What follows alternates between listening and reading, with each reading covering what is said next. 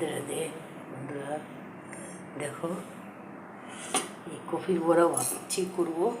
কালকে কফি কিনে আনছিল, এখানে একটা কফি, ডাটি অনেক, এখানে একটা কফি ভাপিয়ে রেখেছি। ঝুল খাবো না, গ্যাস অনেক হয়, তো কফির ভাবছি বড়া করে দিব। ফোন করছে, ও তো চলে গেছে দিদির বাসায়। ভাবছি আচ্ছা ঠিক আছে, আমি একটা কিছু খাবো, একা মানুষ আছি ঘরে, আর তো কেউ নাই। আমার ছিল সবাই, এখন আমি এখন একা। আর পাঁপড় ভেজে আলু দিয়ে রসা করেছি। তো ভিডিওটাও আমি করতে পারিনি আর কি। তো শুকনো শুকনো করেই রসা করে, আমি বেশি ঝোল ভালোবাসি না, মাখা মাখা করেই ঝোল করেছি। পাঁপড় দিয়ে আলু ভেজে, পাঁপড় ভেজে উঠে রেখে দিয়েছি। জিরা, তেজপাতা, পাঁচফোড়ন সম্বার দিয়ে, কাঁচা লঙ্কা দিয়েছি সম্বার দিয়ে ঝোল করেছি। আর নামানোর সময় এলাচ থেতো করে দিয়ে দিয়েছি। আচ্ছা, আর এলো এই কফির বড়া করবো, রেখে দিয়েছি। ও আসলে ওর জন্যই রান্না করা হচ্ছে।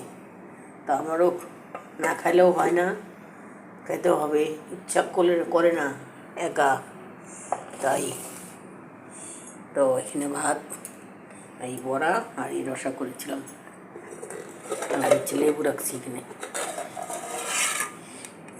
আমি একটু ভাত নিলাম, ওটা আমি একটু খেলাম, আপনাদেরকে দেখালাম।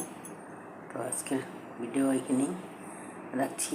আবার আমার পেজটাকে ফলো করবেন আপনারা। এইভাবে পাঁপড়ের আলুর রসা খেয়ে দেখবেন। পাঁচফোড়ন, তেজপাতা সম্বার দিয়ে, কাঁচা লঙ্কা, একটু লঙ্কার গুঁড়া দিচ্ছি, জিরার গুঁড়া, হলদি লবণ দিয়ে রান্না করেছি। একটু এলাচ থেতো করে দিয়েছি, রান্না করেছি। খেয়ে দেখবেন এইভাবে, বেশি ঝোল দেবেন না, ভালো লাগে। কখনো আমি আবার সোয়াবিনও দিই, তো আজকে ভাবলাম না, কয়েকদিন সোয়াবিন খেয়েছি, আজকে আর সোয়াবিন খাবো না। তো কতদিন কচুর তরকারি খুব খেলাম, জানতে পারে তাই খাই। আর কি করব, যখন যেরকম আনে ওরকমই খাই। আমাদের ইনকাম উপার্জন কম ছেলের, তাই এইভাবেই কোনো রকম চলছি। তো কালকে হলো পুজো, আমরা তো মাছ মাংস খাই না, পেঁয়াজ রসুনও খাই না। তো মা কফি আনছি, তো কফি আনার সঙ্গে সঙ্গে আমি ওকে বকা দিয়েছি, তো কেন কফি আনছিস? কফি আনলে এখন কফি খেলে খুব গ্যাস হবে, অসুখ করবে।